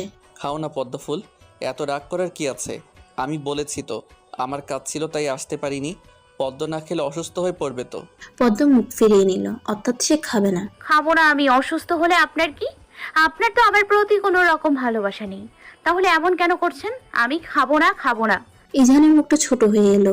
খাবো না খাবো না কথাটা শতবার বলা হয়ে গিয়েছে, যেন ইঝান কানে শুনতে পায়নি। ইঝানের মন চাচ্ছিল পদ্মকে টেনে এক থাপ্পড় দিতে, কিন্তু সে এটা করেনি। পদ্ম এমনিতেই তখন কষ্ট পেয়েছে, এখন থাপ্পড় দিলে তো কথাই বন্ধ করে দিবে মনে হয়। হুম, তুমি অসুস্থ হলে আমি কাকে আদর করব বলো? এমন নিষ্ঠুরতম কথাবার্তা বলো না পদ্ম। আমি তো তোমাকে খুব ভালোবাসি আমার পদ্ম ফুল। খেয়ে নাও, এমন রাগ করতে নেই। পদ্ম চোখ রাঙালো ইঝানকে। ইঝান মোটেও ভয় পায়নি, উল্টো হাসি পেয়েছিল। দাঁতে দাঁত চেপে হাসি আটকে রাখলো। এইভাবে চোখ রাঙিও না পদ্ম, আমি খুব ভয় পেয়েছি। পদ্ম মুখ ভেঙালো। সব নাটক করছে, সে কি কিছু বুঝছে না নাকি? হয়েছে, এবার সরুন এখান থেকে। আমার আর ভালো লাগছে না এসব। আচ্ছা শুনো তাহলে, মেধা প্রেগনেন্ট, তাই ওর সাথে দেখা করতে গিয়েছিলাম। আর আজ পেশেন্টের খুব চাপ ছিল, তাই আসতে পারিনি। এই পর্যন্ত কতবার সরি বলেছি পদ্ম, একবারও কি মাফ করা যায় না? আমার সরিগুলো কি গ্রহণযোগ্য হবে না? মেধা প্রেগনেন্ট শুনে পদ্মের তো চোখ চিকচিক করছে খুশিতে। এখন তো আর তার নাচতে মন চাচ্ছে। ইস, মেধা আপু তো একবারও বলেনি তাকে। যাই হোক, সে তো শুনেছে, এই খুশি কোথায় রাখবে? পদ্মের এমন মনে হচ্ছে যেন তার নিজের বাচ্চা হবে। পদ্মা খুশি হয়ে ইঝানের হাত ধরল। সত্যি মেধা আপু প্রেগনেন্ট? ইঝান স্বাভাবিক কণ্ঠে বলল। জি ম্যাডাম। পদ্ম ইঝানের হাতে থাকা প্লেটের দিকে তাকালো। পরক্ষণেই আবার বলল, আমি ভাত খাবো, কিন্তু কথা হচ্ছে আমাকে মেধা আপুর কাছে নিয়ে যেতে হবে। আমি আপুর সাথে দেখা করব। যদি আপনি রাজি থাকেন তো খাবো, না হলে আপনি আজ আমাকে সারাদিন চেষ্টা করলেও খাওয়াতে পারবেন না। ইঝান রাজি হলো পদ্মের কথায়। পদ্ম খেয়ে দিয়ে এখন রেডি হচ্ছে। ইঝান নিঃশব্দে পদ্মের কাণ্ড কারখানা দেখছে। এক দীর্ঘশ্বাস বেরিয়ে এলো ভিতর থেকে। এই পিচ্চি মেয়েকে সারা জীবন সহ্য করতে হবে তার। ইঝান পদ্ম মেধার বাসায় আসলো। পদ্ম তো মেধাকে পেয়ে খুব খুশি। মেধাকে ছেড়ে আসতে মন চাচ্ছিল না, কিন্তু ইঝান তাকে নিয়ে চলে এসেছে। কারণ মেধার বাসায় এমনি অনেক মেহমান ছিল।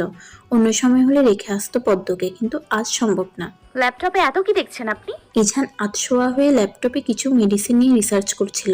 তার পাশেই পদ্ম শুয়ে আছে। ঘুম আসছিল না, তাই ইঝানের দিকে তাকিয়ে আছে। সে তো ল্যাপটপে ডুবে আছে। আশেপাশে যে কিছু হচ্ছে বলতেও পারবে না বোধ হয়। কাজ করছি, তুমি ঘুমাও। কি কাজ করছেন? আপনার কাজ তো শুধু রোগী দেখা, তাহলে এটাই কি করছেন? ইঝান উত্তর দিল না। পদ্ম উঠে বসেছে। পদ্ম ইঝানের থেকে ল্যাপটপ নিয়ে আসলো। ইঝান গলা উঁচু করে বলল, আরে কি করছো? এটা দাও।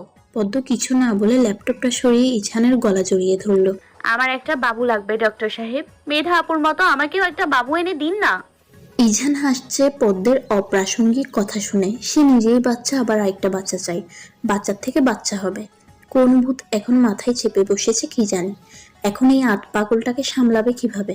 ইঝান বুঝছে না হঠাৎ পদ্ম বাচ্চার জন্য এমন পাগলামো করছে কেন। দিন দিন সীমা অতিক্রম করে ফেলছে মেয়েটা। সারাদিন পদ্মের এমন প্যারা আর সহ্য হচ্ছে না। তুমি এখনো নিজেই বাচ্চা, আবার কোন মুখে বাচ্চার কথা বলো? পদ্ম মুখটা কুঁচকে ফেললো। ইঝানের এই কথা তার পছন্দ হয়নি। আমি আমার মুখ দিয়ে বলেছি আপনার কোনো সমস্যা, আর আমি বাচ্চা? তাহলে আদর করার সময় মনে রাখেন না কেন? ইঝান হো হো করে হেসে উঠল। ইঝানের হাসি পদ্মের ভালো লাগলো না। আদর করা আর বাচ্চা গিফট দেওয়া অনেক পার্থক্য আছে পদ্ম। পদ্মের মন মানল না ইঝানের কথাই। মেধাপুর বাচ্চা হবে, তাই এখন তারও বাচ্চা লাগবে। তারপর দুজন প্রেগনেন্ট হয়ে সারাদিন আড্ডা দিবে। আপাতত যে কোনো মূল্যে তার বাচ্চা চাই। আপনার কথা আমি মানতে চাচ্ছি না। আমার একটা বাচ্চা লাগবে ইঝান ভাইয়া। ইঝানের চোখ কপালে। এই পদ্মকে চিনতে পারছে না সে। হতভম্ব হয়ে আছে পুরো। বাচ্চার শোকে পাগল হয়ে এখন বরকে ভাই ডাকছে। পদ্মকে আত পাগল ভেবেছিল, এখন দেখি পুরাই পাগল মেয়েটা। পদ্মের ভাইয়া ডাকা ইঝানের পছন্দ হয়নি। জোর করে নিজের থেকে পদ্মকে সরিয়ে নিল। ইঝান পদ্মের মুখ চেপে ধরল। খুবই হালকাভাবে ধরেছে, যেন ব্যথা না পায়। গম্ভীর কণ্ঠে বলল, তুমি নিশ্চয়ই তোমার কোনো ভাইকে বিয়ে করনি, রাইট? পদ্ম মাথা নাড়ল। অর্থাৎ ইঝানের বলা কথাটা সত্যি। তাহলে আর কখনো ভাই ডাকবে না। এসব আমার পছন্দ না পদ্ম। নেক্সট টাইম যেন তোমার মুখে এসব না শুনি, না হলে খুব খারাপ হয়ে যাবে। পদ্ম ইঝানের গালের দাড়িগুলো আলতো করে ছুঁয়ে দিল। আহ্লাদি কণ্ঠে বলল, আচ্ছা বলবো না, কিন্তু আমার একটা বাচ্চা লাগবেই লাগবে। ইঝান বিরক্ত হলো। প্রচুর বিরক্ত সে। আর ভালো লাগছে না পদ্মের এসব কথা শুনতে। নিজে তো পাগল, এখন তাকেও পাগল বানাতে চাচ্ছে। ইঝান ধমক দিল পদ্মকে। সব সময় ফাইজলামও করবে না। এখনো বয়স হয়নি বিয়ে করার, তাও বিয়ে হয়েছে মানলাম। এখন আবার কিসের পাগলামো শুরু করেছো? এই বয়সে বাচ্চা নেওয়া কতটা রিস্ক বোঝো তুমি? শুধু বললেই হয় না সব কিছু। সময় হলে ঠিকই বাচ্চা হবে, এখন চুপচাপ ঘুমাও। পদ্ম কেঁদে দিল ইঝানের কথায়। সুন্দর মতো বললেই তো হতো, এভাবে ধমক দিয়ে বলার কি আছে? মানুষটা দিন দিন খারাপ হয়ে যাচ্ছে। একটু ভালো করে কথা বলে না। আপনি আমাকে আজ 2 বার কাঁদিয়েছেন। আপনার কি মনে একটুও মায়া দেয়নি? বদ লোক। আর আমার কাছে আসবেন না আপনি। এখন আর আমাকে ভালো লাগে না, জানি তো। সোজা সাপটা বলে দিন, আমি গ্রামে চলে যাব। প্রচন্ড বিরক্ত হলো ইঝান। একে তো সারাদিন শুধু তাকে জ্বালাচ্ছে, তার উপর এখন আবার কাঁদছে। কিছু বললেই কেঁদে দেয়। তাই বেশিরভাগ সময়ই ইঝান তার কথাগুলো হজম করে নেয়। ছোট মানুষ বলে কোনো রকম কষ্ট দিতে চায় না। উঁচু গলায়ও কথা বলে না। তবে মাঝে মাঝে নিজের এই রাগটাকে কন্ট্রোল করতে পারে না সে। আমার তো সবসময় আমার নিজের ব্যক্তিগত পদ্মফুলকে ভালো লাগে। শোনো, তুমি আর একটু বড় হও, তারপর বাচ্চা নিয়ে ভাববে। ঘুমাও তো পদ্মফুল। ঠিক আছে, তাহলে আপনিও আমাকে আর আদর করতে পারবেন না। যদি আমার কাছে এসছেন তো দেখবেন পদ্মের আসল রূপ। অসহ্য লোক। পদ্ম অন্যদিকে ফিরে গেল। ইঝান পদ্মকে বেশি জোর করলো না। সকালে উঠলে ঠিকই রাগ কমে যাবে। এমন রাগ দেখায় যেন আর কখনো কথা বলবে না। পরে নিজেই আসে কথা বলার জন্য। ইঝান পদ্মের পাশ থেকে ল্যাপটপটা নিল। মনে মনে বলছে, ভালোই হয়েছে পদ্ম অন্যদিকে ফিরে শুয়েছে। এখন সে একটু কাজ করতে পারবে। ইঝান বেশ খুশি হয়েছে। অতঃপর আবার কাজে মন দিল। সবার উপরে তার কাজ, পেশা, এগুলো ছাড়া সে কিছুই ভাবতে পারে না। দরকার পড়লে সে পৃথিবীর মায়া ছেড়ে দিবে, তাও নিজের পেশা থেকে এক চুলও নড়বে না। এই একটা জিনিস দিয়ে সে মানুষের সেবা করতে পারে। এর থেকে আর ভালো কাজ কী বা হতে পারে? এই জন্যই পেশাটা তার এত পছন্দের। রাত 2টা। ইঝানের কাজ শেষ হলো, এখন প্রচণ্ড ঘুম পাচ্ছে। চোখ থেকে চশমাটা খুলে রাখলো, তারপর পদ্মের পাশে শুয়ে পড়েছে। পদ্মকে জড়িয়ে ধরার সময় ইঝান শুনতে পেল পদ্ম বিড়বিড় করছে, আমার বাচ্চা লাগবে। ইঝান পদ্মের ঘুম ঘুম কণ্ঠে এই কথা শুনে হাসলো। ঘুমাচ্ছে, তাও বাচ্চার কথা সরছে না মুখ থেকে। এটা পুরাই পাগল, আর এই পাগলটা কেউ ইঝান বেশি পছন্দ করে। পদ্মকে পিছন থেকে জড়িয়ে ধরে পদ্মের ঘাড়ে মুখ লুকালো। এই যে তার এখন বেশ শান্তি লাগছে। যখন পদ্মকে এভাবে জড়িয়ে ধরে মনের ভিতর এক ভালো লাগা কাজ করে। ইঝান উঠে পদ্মের সে ঘুমন্ত মায়াবী চেহারা দেখে নিল। পদ্মকে এভাবে ঘুমাতে দেখে ইঝানের মনে হলো তার প্রাণটা যেন এখানেই লুকিয়ে আছে। পদ্মের কানে হালকা করে উষ্ঠ ছুঁয়ে আবারও জড়িয়ে ধরলো খুব গভীরভাবে। সারাদিন পরিশ্রম করে রাতে একটু শান্তি পদ্মই দেয়। সকাল 8:30, পদ্মের ঘুম ভাঙল, তাও তীব্র রোদের আলোয়। যেন সূর্য মামা তার দিকেই মুখটা রেখেছে। পদ্মের চোখ মুখ কুঁচকে এলো। উঠে গিয়ে পর্দাটাও দিতে পারছে না, কারণ ইঝান তাকে খুব শক্ত করে জড়িয়ে ধরে রেখেছে। ইঝানের সব নিঃশ্বাসগুলো আছড়ে পড়ছে পদ্মের ঘাড়ে। চোখটা বুজে অনুভব করতে লাগলো সুন্দর এক অনুভূতি। হঠাৎ তার মাথায় কাল রাতের কথাগুলো চলে আসলো। পরক্ষণেই রাগে মুখটা লাল হয়ে উঠল। একদিক দিয়ে বাচ্চা চায় না, এখন জড়িয়ে ধরে দিব্যি ঘুমাচ্ছে। একে তো রাগ ইছানের উপর, আবার রাগ হচ্ছে সূর্য মামার উপর। দুজনে যেন ইচ্ছে করেই সকাল সকাল তাকে বিরক্ত করতে এসেছে। ইছানকে জোর করে নিজের থেকে সরিয়ে দিল। ইছান তো ঘুমেছিল, তাই পদ্মকে কিছু করতে পারেনি। পদ্ম সকালে নাস্তা বানাচ্ছে। আজ শুক্রবার, তাই ইছানও হসপিটালে যাবে না। এই জন্যই এতক্ষণ ঘুমাচ্ছে, না হলে কখন ঘুম থেকে উঠে হসপিটালে চলে যেত। পদ্ম দাঁড়িয়ে দাঁড়িয়ে রুটি বানাচ্ছে, আবার সেটা সেঁক দিচ্ছে। হঠাৎ পিছন থেকে পদ্মকে ইছান জড়িয়ে ধরল। মৃদু কেঁপে উঠল সে। আজ তো শুক্রবার, তুমি এত তাড়াতাড়ি ঘুম থেকে উঠেছো কেন? বাইরে থেকেও নাস্তা আনা যেত। আমার সাথে কিছু সময় শুয়ে শুয়ে সকালটা প্রেম আলাপ দিয়ে শুরু করতে। পদ্ম রেগে যাচ্ছে ক্রমাগত। আর ভালো লাগছে না ইছানকে, মন যাচ্ছে দৌড় দিয়ে দূরে সরে যেতে। ছাড়ুন, আপনি দেখছেন না আমি কাজ করছি, কেন বিরক্ত করছেন? সকাল সকাল প্রেমের আলাপ করার সময় নেই। তুমি ঘুম থেকে এত তাড়াতাড়ি উঠেছো কেন সেটা বলো আগে। আমার ইচ্ছে হয়েছিল, আমি উঠেছি। আপনার কি? আপনার কোনো সমস্যা আছে নাকি? ইছান পদ্মের গাল দুটো টেনে দিল, যা পদ্মকে আরো রাগিয়ে তুলেছে। জি ম্যাডাম, অবশ্যই সমস্যা আছে। পদ্ম রেগে গিয়ে বলল, ছাড়ুন তো, আমি এখন কাজ করছি। আপনি এখান থেকে যান, আপনার জন্য ঠিকঠাক মতো কাজও করতে পারছি না। ইছান সরে আসলো। বুঝেছে পদ্ম কালকের বিষয়টা নিয়ে পদ্মের মন মেজাজ ভালো না। যতই হোক পদ্মের এসব কথাকে গুরুত্ব দিলে হবে না। এটা যে তার জন্যই ক্ষতি, এটাকে বোঝাবে তাকে। কিসের পাগলামো শুরু করলো এই মেয়ে, কবে বুঝতে হবে কে জানে। সারাদিন পদ্ম একবারও ইছানের কাছে যায়নি, দুদণ্ড বসছেও না পাশে। পদ্ম খুব করে বোঝাচ্ছে সে ভীষণ রাগ করে আছে। ইছান তাকে ধরলেই সে রাগ দেখিয়ে ফিরিয়ে দিচ্ছে, তার বাচ্চা লাগবে। আর ইছান সে তো তার কথা একটুও নড়চড় করবে না। সেটা সিদ্ধান্ত নিয়েছে, সেটাই হবে। একদিন বায়না করেছে, 2 দিন করবে, 3 দিন করবে, কিন্তু 4 দিনের সময় ঠিকই এসব কথা ভুলে যাবে। ইছান প্রতি শুক্রবারের মতো আজও বিকেলে বের হলো, যেদিন সবাই আড্ডা দেয়, একটু মন খুলে কথা বলার সুযোগ পায়। ইছান চলে যাওয়ার পর পদ্ম মেধাকে কল দিল। কিছু সময় বাদে মেধা কলটা রিসিভ করলো। মেধা হাসি মুখে পদ্মকে বলল, কেমন আছো আমার প্রাণের বন্ধুর বউ? পদ্ম মনমরা হয়ে বলল, ভালো নেই আপু, তুমি কেমন আছো? পদ্মের কথাই মেধার খটকা লাগলো। অন্যদিন হলে সে সুর টেনে বলতো খুব ভালো আছি, আজ একেবারে প্রথমেই বলে দিল ভালো নেই। আমি তো ভালোই আছি, কিন্তু তুমি ভালো নেই কেন? আপু একটা কথা বলবো? আমার তো আবার লজ্জা করছে, কিভাবে যে বলি। নির্দ্বিধায় বলতে পারো। আসলে আপু আমার বাচ্চা চাই এখনই, কিন্তু রাজি হচ্ছেন না উনি। মেধার হাসি আসলো পদ্মের কথা শুনে। কি সুন্দর করে বলছে বাচ্চা চাই এখনই, বাচ্চা কি কিনে আনবে নাকি? বাচ্চা কি কিনবে নাকি? মেধার কথা শুনে পদ্ম ঠোঁট উল্টালো। কিনে আনা যায় নাকি? আচ্ছা বুঝলাম বাচ্চা লাগবে, কিন্তু এত তাড়াতাড়ি কেন বাচ্চা নিতে চাইছো পদ্ম? তোমার বয়স তো অল্প, রিস্ক থাকবে পুরো প্রেগন্যান্সির সময়টা। এটা বলা যতটা সহজ, বিষয়টা ততটাই কঠিন। এজানের সাথে আমি একমত। তুমিও যাচ্ছ না? না বোন, দেখো আমার বয়স এখন 30, আমি প্রেগনেন্ট অবশ্যই।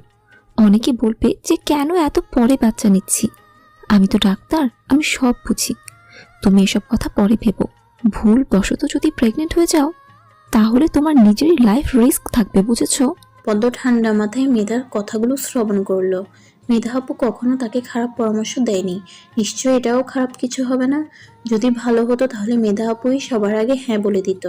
যেহেতু মানা করেছে, তাই সে এই বিষয়টা মাথা থেকে ঝেড়ে নিল। কিন্তু আপু, আমি তো ওনার সাথে রাগ করে আছি। এই বিষয় নিয়ে এখন কি হবে? লজ্জা পাবো তো ওরা সামনে দাঁড়াতে। আরে বোকা, লজ্জা পাওয়ার কিছু নেই। ইজান জানে তো তুমি পিচ্ছি একটা মেয়ে। ও গিয়ে দেখো এসব কথা নিয়ে মাথা ঘামায়নি। আর রাগ কিভাবে ভাঙাবে সেটা অন্তত আমার বলে দিতে হবে না আশা করি। পদ্ম হাসলো। না আপু, আচ্ছা তুমি বিশ্রাম করো, আমি ফোন রাখছি। নিজের খেয়াল রেখো। আমি ওনাকে বলে তোমার সাথে দেখা করতে যাব। রাত 9টা। ইজান বাসায় ফিরল। পদ্ম দরজা খুলেছে। পদ্মের রূপ দেখে ইজান অবাক হয়ে চেয়ে আছে।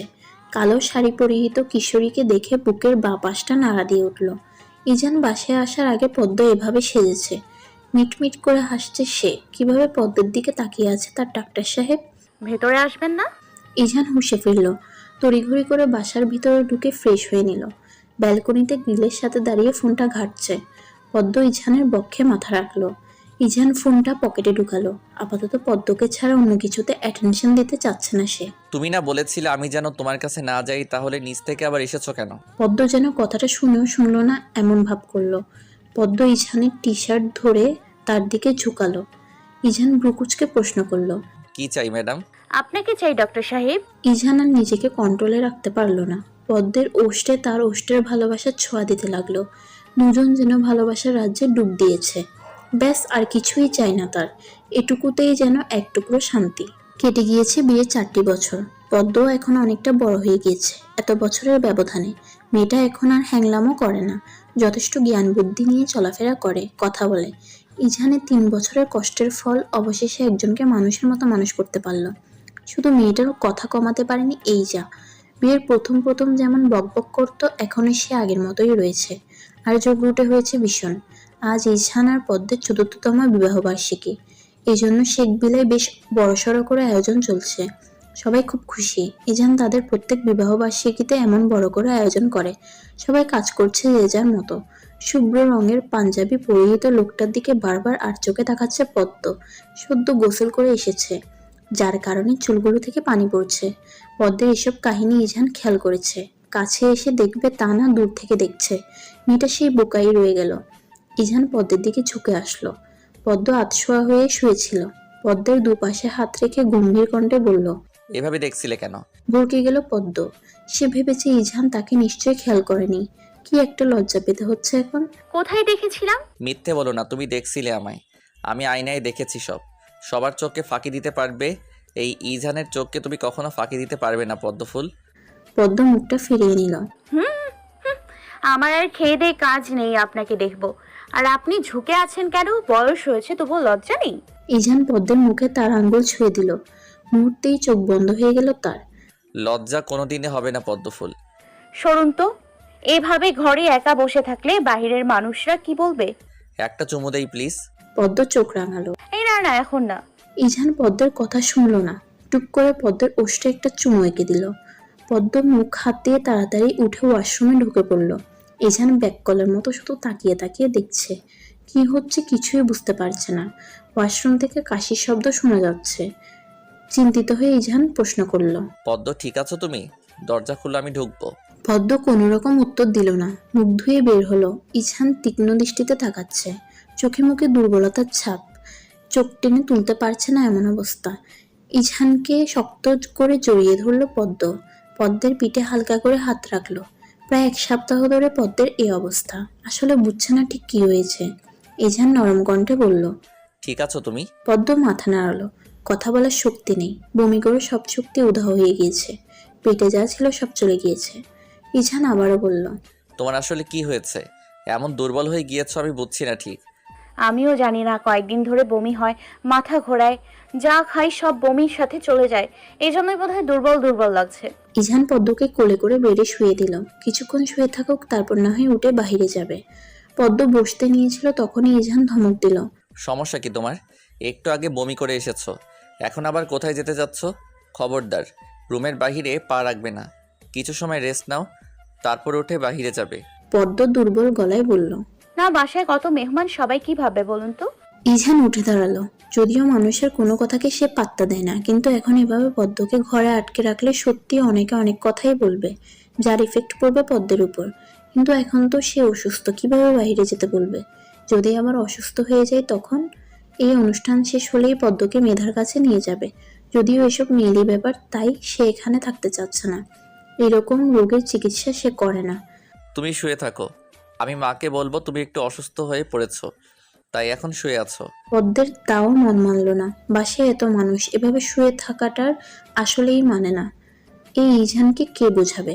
আবার একদিক দিয়ে শুয়ে থাকতেও মন চাচ্ছে। 10 মিনিট ঘুমোলে হয়তো ভালো লাগতো। মাথা প্রচুর ঘোরাচ্ছে। কিন্তু পদ্মের পুরো কথাটা শেষ করতে দিল না ইজান। কোনো কিন্তু নয়, আমি মাকে পাঠাবো তোমার কাছে, আমি আসছি। ইজান চলে গেল।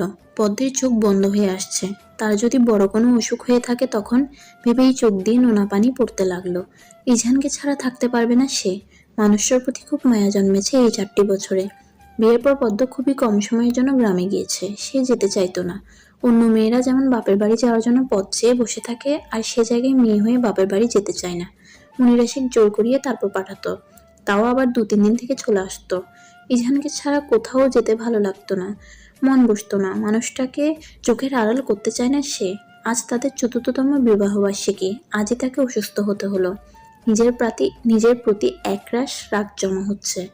পদ্ম প্রায় 1 ঘন্টার মতো শুয়ে আছে। ভালো লাগছে না, প্রচন্ড পরিমাণে অস্বস্তি লাগছে। দম বন্ধ হয়ে আসছে। মাথাটা ব্যথা করছে অনেক। পদ্ম উঠে বসেছে, মাথা চেপে ধরল। মন চাচ্ছে শরীর থেকে মাথা আলাদা করে দিতে। অসহ্যকর বেদনা। কেন যে শরীরের এমন অবস্থা হয়েছে কিছুই বুঝছে না সে। কয়েকদিন আগেও তো ভালো ছিল। কেন যে এমন হচ্ছে তার? মাথা ব্যথা বাড়তে লাগলো। এক প্রকার ছটফট করছে সে। মুনিরা শেখ আর ইসনিয়া রুমে এসেছে।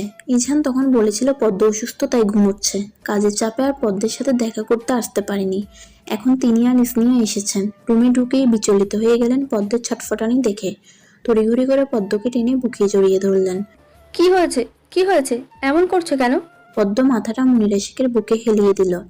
মা, জানি না আমার কি হয়েছে, কয়েকদিন ধরে বমি, মাথা ঘোরায়, এখন মাথা ব্যথা করছে ভীষণ, আমি সহ্য করতে পারছি না। মুনিরা শেখের কপালে ভাঁজ পড়ল। এগুলো প্রেগনেন্ট হওয়ার লক্ষণ। কোনোভাবে পদ্ম প্রেগনেন্ট নয় তো? ইসনিয়া তো মনে মনে ধরেই নিয়েছে পদ্ম প্রেগনেন্ট। তবে তার মায়ের ভয়ে মুখে কিছু প্রকাশ করলো না। মনটা যেন আনন্দে দুলছে। শোনো ইসনিয়া, 2টো প্রেগন্যান্সি কিট আনবি এক্ষুনি, জানি আই। ইসনিয়া লাফ দিয়ে চলে গেল কিট আনতে। পদ্ম প্রেগনেন্সি কিট এসব বুঝলো না। সে তো আর প্রেগনেন্ট নয়, তাহলে তার শাশুড়ি কেন এটা বলছে?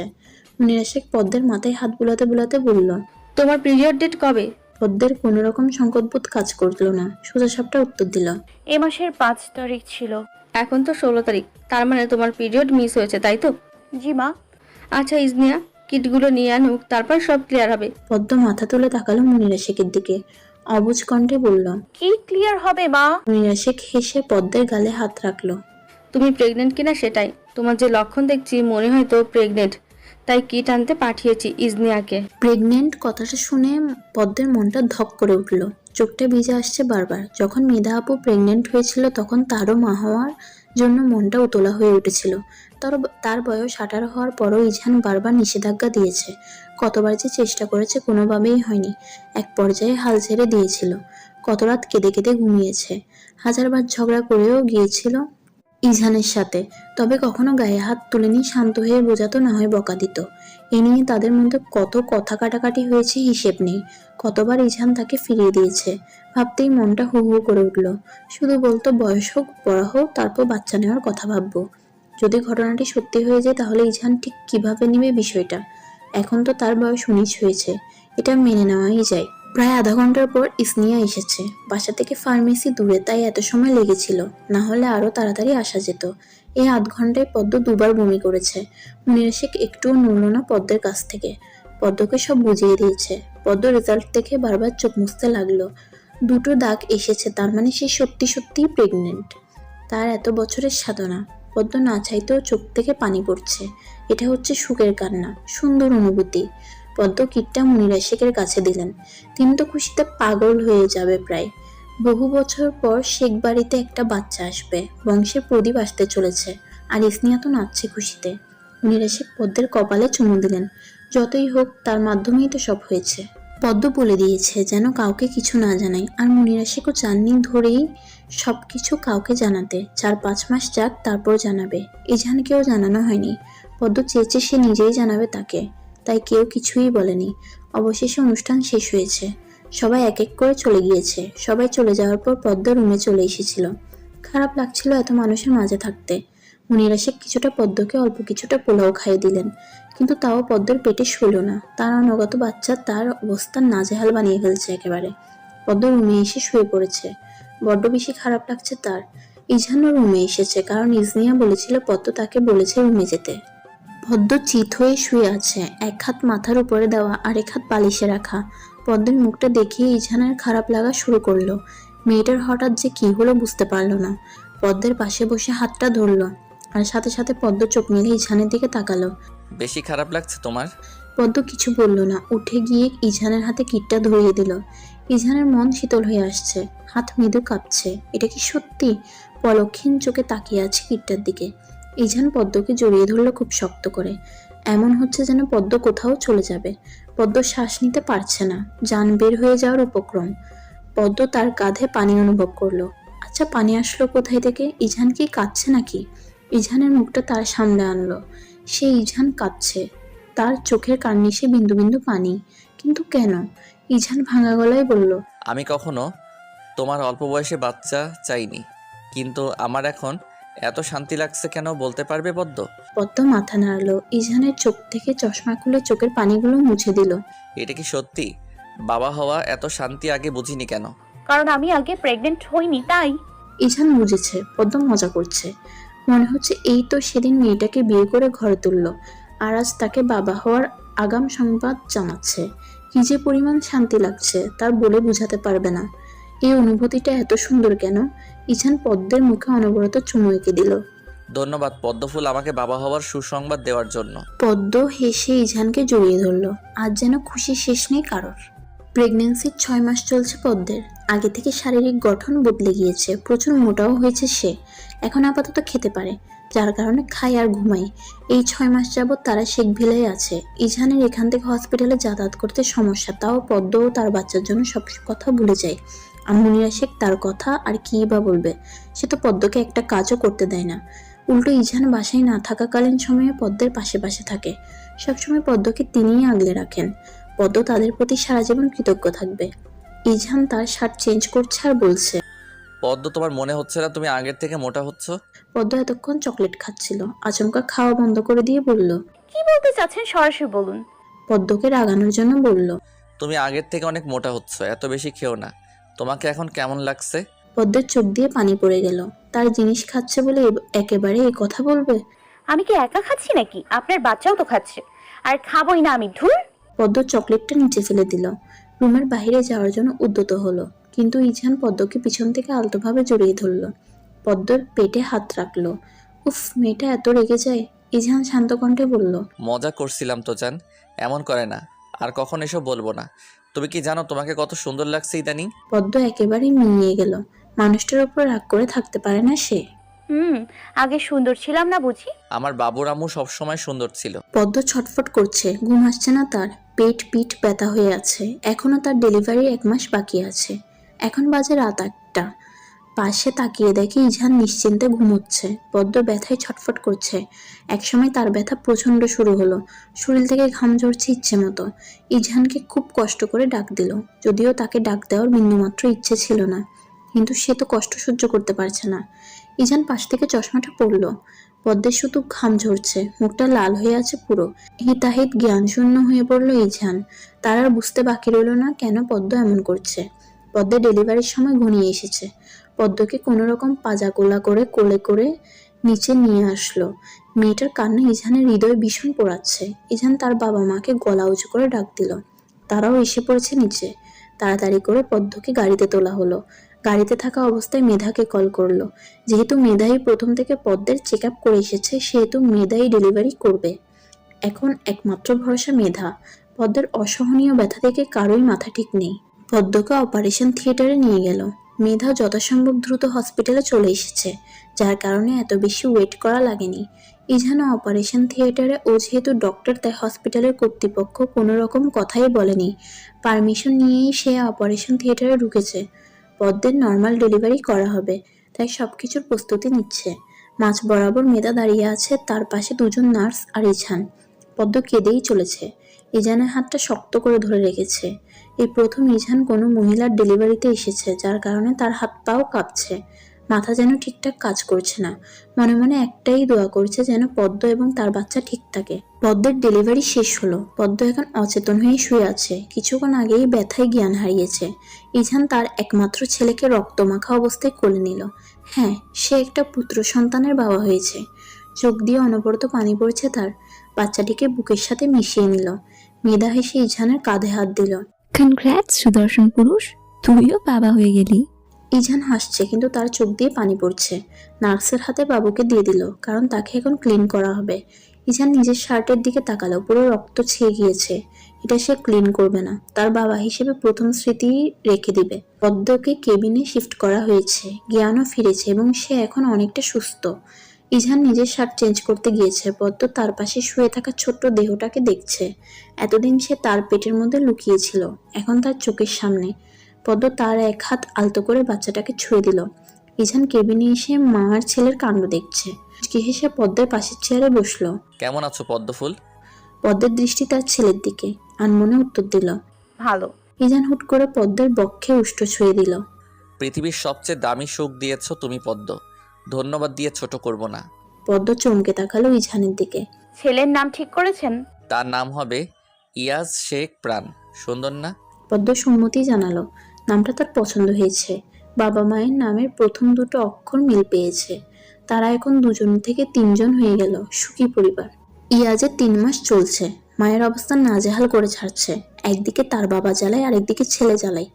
মাঝে মাঝে সে পদ্মের কান্না চলে আসে, আর পারেনি এই দুজনকে নিয়ে। ছেলেটাও কেমন বাবার মতো হয়েছে। পদ্মের কষ্ট কেউ বুঝতে চায় না।